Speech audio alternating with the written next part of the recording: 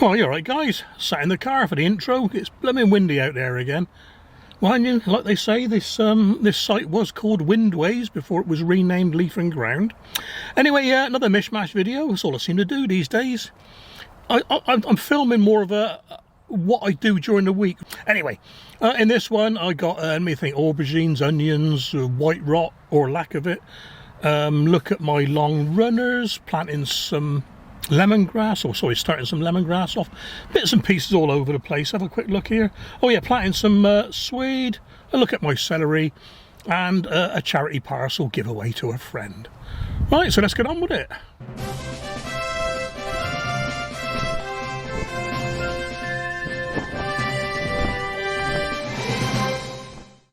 Quick chat about plants that grow well one year and not very well the following year, and vice versa. Aubergines, last year I could get a couple growing and that was it, a couple of fruit.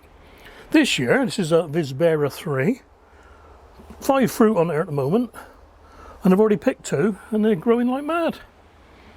These are growing in my own version of the quad grow. It's a tri-grow, it's 3 pots, but again it's solar powered. Just go around gently. There's a solar panel there, look. Right, there's the aubergines out the back. These are black pearl. So again, growing very, very well. I've had 2 of each of these, and they're growing outside in the backyard in the shade. So go figure, they're supposed to be a greenhouse plant, you know. That's one of them, and here's the second one.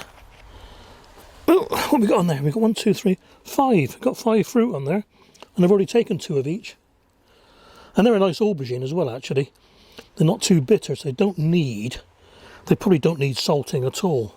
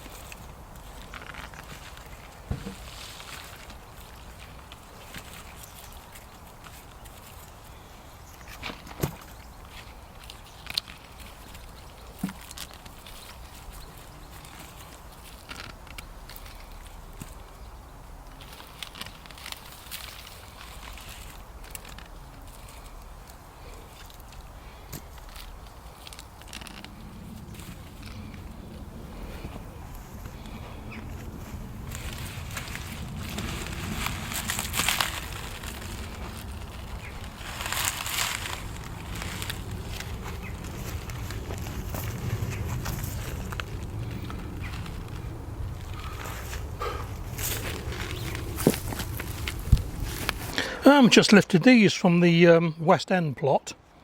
These are Red Baron heat treated onions. Believe it or not, some bolted. 3 out of, I can't remember now, 3 out of 20 odd bolted, which is very unusual. Excuse me. They're not very big, and because they bolted I picked them, that's why they're not very big. But these were planted in one of the beds that had allium white rot, and for the last 2 years I've been watering 2, 3, 4 times a year with a garlic wash, and it seems like the white rot has gone. These are lovely looking roots, no damage to the base of the onions, so I just thought I'd update you on that. Not the biggest onions in the world, because like I said, I'd picked them early because they were bolting, but yeah, very good. So anyone who didn't know, garlic wash on onion beds with allium white rot seems to work. Okay, takes 3 years, but seems to work. Here we go then, they'll do. Don't always need big onions, so they'll do for me.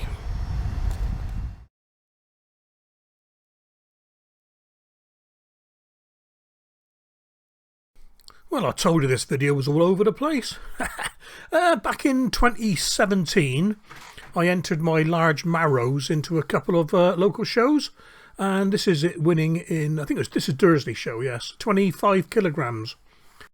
As you'll be aware, it's just a baby on the show circuit, 25 kilos, cool. Anyway, I was happy with it, so I saved the seeds. Because I thought the seeds would be going over now, what, 4 years, I decided to plant some this year. So I sowed them on the 10th of May. They germinated on the 18th. and I planted them out on the 10th of June. And sometime in the first week of July it got pollinated. One of the flowers got pollinated, started growing, and this is the larger one. I've taken the smaller ones off and let the larger one of the three grow, and as you can see by the 5th of August it's up to 18 inches. I put a bit of polystyrene underneath it just to stop the skin from getting damaged, and here it is yesterday, up to 24 inches, 61 centimetres, and which I'm quite impressed with is it's not wasting. There's no constriction around the centre like it's got a girdle on, you know what I mean? Well, I'm happy with that so far. I'll keep you up to date how it's growing. On another marrow plant, one of the fruits has doubled, and this is due to the polyploid DNA where it doubles up the number of chromosomes. It's a result of giantism. It's got the potential to be a big marrow, but it's also got the potential to bomb out and just fall apart at any time. The advice normally is to cut it off and try again, but because I've got a few other big ones, I'm going to let this one grow just to see what happens. At the moment it's about 12 inches long and about 12 inches wide at the widest part there. We'll see. Oh, chuffed to bits with these guys. Celery Loretta. My first ever successful and decent tasting celery. Normally it goes all manky and mouldy in the middle and everything, and they blanch well as well. These were grown, let's lift you up slowly. These were grown in that veggie bag there. And as you can see, there's still a few in there. Here we go then with a charity parcel for a needy family. There's my friends. What do they got? They got peppers, potatoes, aubergines, cucumber, runner beans, garlic, elephant garlic, red onions, white onions, cherry tomatoes, sweet peppers, shallots, hot peppers, a bag of mixed herbs like parsley, mint and curry, celery and tomatoes. Aren't they lucky?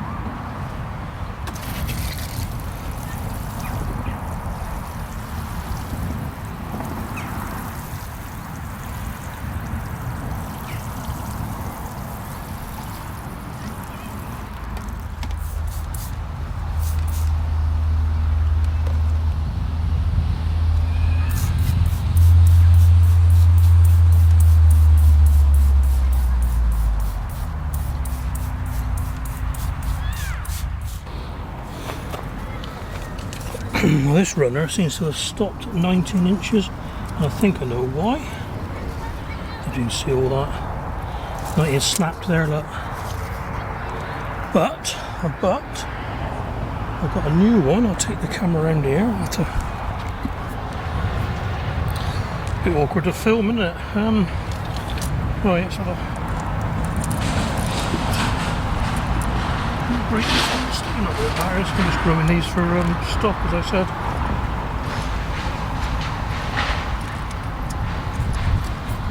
And if you can see that, 23 inches. A bit generous there. Yeah, 23 inches. Oh, it's hard to do.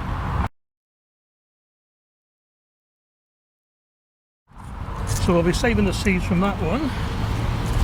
There's a few other long ones as well. 16, they're all 16, 17-ish. And the bees are loving the sunflowers, look.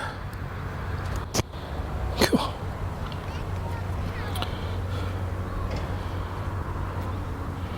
It's like they're going around in circles picking it, look.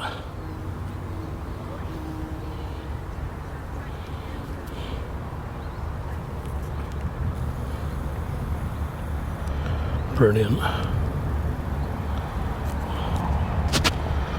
Gotta love nature. I almost feel part of it.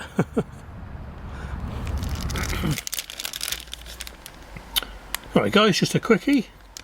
Lemongrass from Asda. Yeah, it's in date. £2 I think it was. Or, yeah, I think it was, I can't remember now.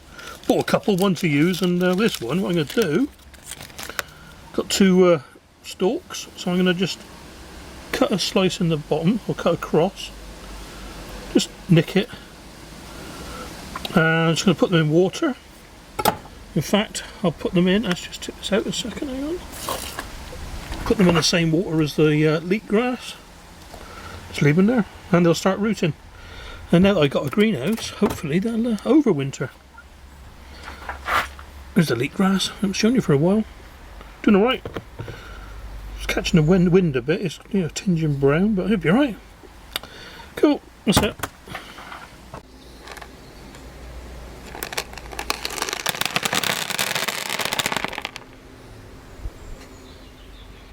Alright guys, a bit of spill the beans today on tomatoes, because it's a tomatoey time of year and all the myths and thingies like that are cropping up again. So I got 3 S's to go through with you.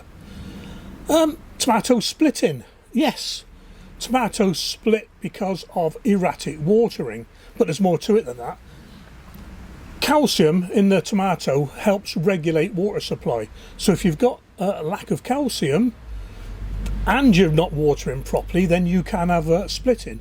Now, don't forget, calcium and magnesium, they fight each other for who's going to get most in the tomato. So if you've got too much magnesium, like Epsom salts, because you think your leaves have gone yellow, you've got no calcium or lack of calcium, and therefore you get splitting.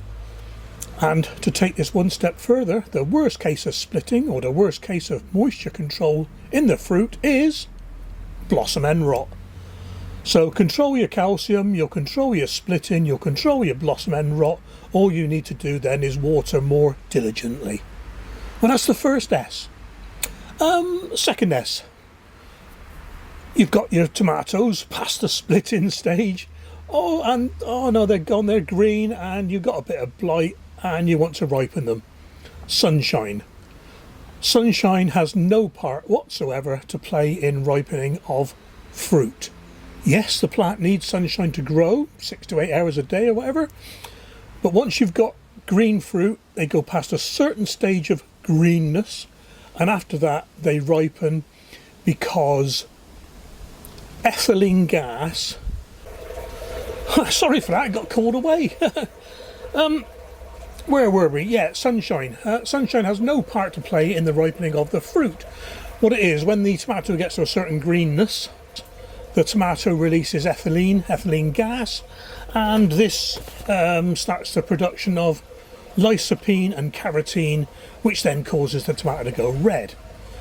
So you quite often see people saying we've got to put the tomatoes on a sunny windowsill. Quite possibly one of the worst things you can do, because that can inhibit the redness. It can cause sun scalding of the skin, and you just don't want it. So you're probably better off putting them in a brown paper bag and letting the gas do its job. Okay, hope that's clear. And the third S. You know those things we break off that grow in the leaf axils, those shoots. Oh, here we go, another delivery. I can't believe it. What a day for deliveries. Is that Tesco? And I've got another delivery now. Right, gotta go. Right. Oh, dear me. Right, that's it. Deliveries are finished now. Amazon's been, Tesco's been, Postman's been. I'm going to finish this for you guys. Right, third S. Where were we? S. Yeah, right. You know on your stem grows up on your tomato, and you get the leaf coming off, and you get that one that grows up in the axle, and we snap them off. You see a lot of people calling them suckers. They're not suckers. A sucker, by definition, is a shoot that neither flowers nor fruits. Well, these do both. So they are, in fact, a side shoot. So let's call them a side shoot. It's all right. Anyway, I hope this has been informational for you. Informational, good word.